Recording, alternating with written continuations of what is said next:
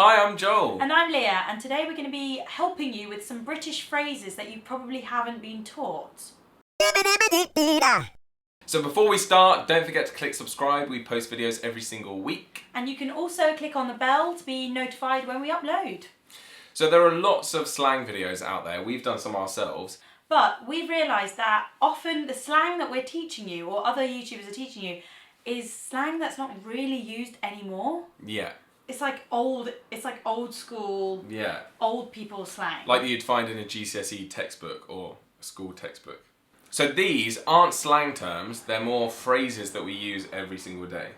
And like genuinely people say these things. Yeah. Not just textbook stuff that, you know, a good old knees up. Yeah. When you hear no one says that. No one says that. And we're really sorry if we've taught you that. We have definitely taught you that. Sorry. But these things, I've even used most of them today in everyday speech. We've been through our text messages with each other and with other people and gone through and imagined that we're not British and thought what would stand out, what stands out as not normal speech. Yeah, sorry, I just pulled a really ugly face. Did you?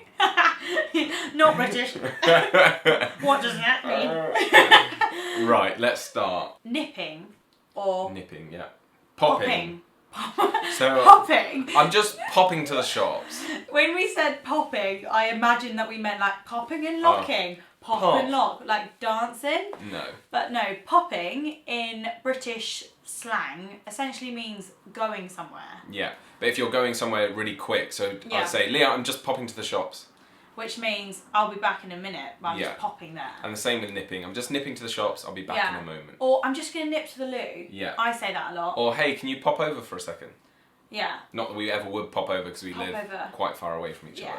It'd be weird if Joel said, I'm popping over to yours. I'd be like, that's going to take you an hour and a half. Yeah. So only use the phrase nipping out or popping if you're going somewhere for a short amount of time. Yeah. So the next phrase is give it a bash. Now this is something that I was going to type in a comment to one of you guys. I think you were Italian or Spanish, and I was going to say, just give it a bash. And then I thought, hang on, they're not going to know what that means probably. So I said, just give it a go. And that's what it means. It means give it a go, give it a bash. What have you got to lose? What have you got to lose? Just give it a bash. And another thing sometimes people say is knock yourself out, which is like something my mum likes saying. Yeah, knock yourself out. Mum, can I have a biscuit? Knock yourself out. Meaning, go for it. Go for it. Yeah. Go for it.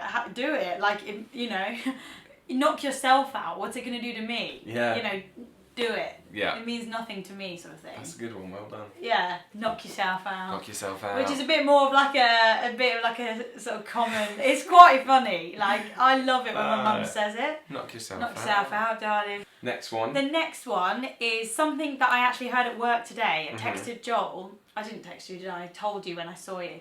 And a lady in the kitchen was showing us this little banana she'd found in the supermarket. And she was like, look at this little diddy banana. And one of her colleagues who isn't English was like, what does diddy mean? Diddy just means small. And it's just like a little word that you sometimes hear, like, oh, look at that diddy little thing, that diddy. Yeah, it's just a sweet little term that you might hear that you might think, oh, what does that mean? In a similar way that Scottish people would say wee to mean little, be like, oh, that wee banana, meaning like just that small wee banana. So the next one is tar. Tar, T-A, not T-A-R, which means thank you. Yep. You'd finish sending a text and go tar to say thank you. Or somebody gives you change, you've just in a transaction and you say tar very much. I've got no idea where that word has come from, and I personally don't use that. People use it all the time. I encounter it every day. But me personally, I don't use the word tar. I find it really cringe. I don't like it. I don't know why. I don't use it either. Do you not? No. But people do. People so do that's all why the time. We're telling you. Yeah. My boss did that the other day. I sent her an email to check if it was working. And she just went, tar, kiss, kiss. And I was just like, yeah. Cool.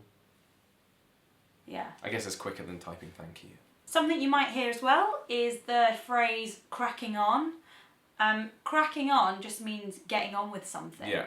So if Joel was about to leave, I'd say, oh, you know, I'm just going to be cracking on with my emails. But that one has a double meaning as well, because if I was cracking on to a girl, that would mean I'd be flirting with her. Oh yeah, cracking on. Yeah, isn't that weird? Isn't that weird? So you can either crack on with something, get a job done, or you can crack on to on. someone. So yeah, it'd be cracking on to someone. It wouldn't be I crack on someone. That wouldn't make sense. Or I'd be like, oh, you cracking on with cracking on with Jess then? Yeah. Or cracking Weird. on cracking on with that person. Yeah. Is it more northern, the cracking on with a person rather than cracking on with a task? Yeah. Or if, like you might say, oh, this guy cracked on to me the other night.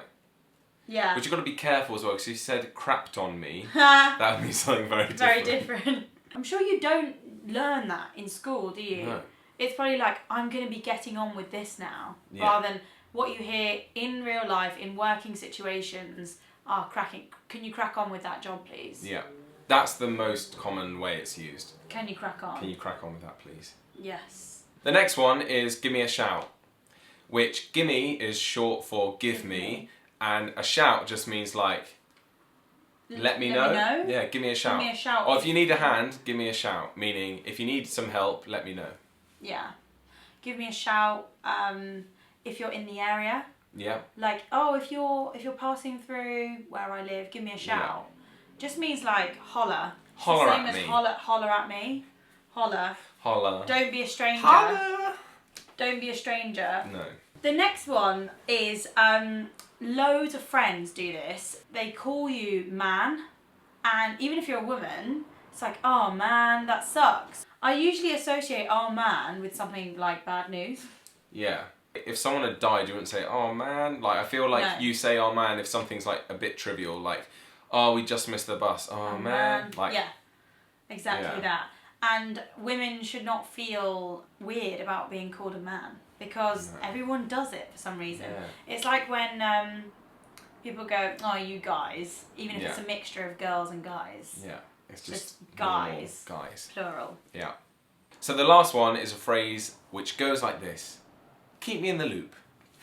I love the way you said it. Which means keep me updated. Keep me updated. Keep me in the know. Oh, that's something in the know different. or in the loop. Like, keep me in the loop. I think that's the same. Yeah. Keep me in the loop about any of your projects. I'll keep me in the loop about any of your shows. Yeah, don't worry, I'll keep you in the loop. Like, if something was about to happen just as I was leaving and I really wanted to stay to find out but I couldn't, I'd be like, oh Leah, just keep me in the loop. Yeah. If there's a party happening and the date has been postponed, someone might say, oh, keep me in the loop about future plans. Yeah. Yeah. So that's it, guys. Yeah. These are all phrases that we actually use, so this is why we think they're going to be useful for you. Definitely. And I don't think there'll be other videos outlining these phrases. So. No, I don't think so. Do let us know if you've heard of any of them before, though. I'm pretty sure European countries wouldn't have heard of lots of those, or countries that don't speak English. Maybe in America or Australia you've got similar ones. But I don't think in non-English speaking countries you'd have them. Yes. So keep your eyes peeled for any of our future videos. That's another one. That is another one. Keep your eyes peeled. Yeah.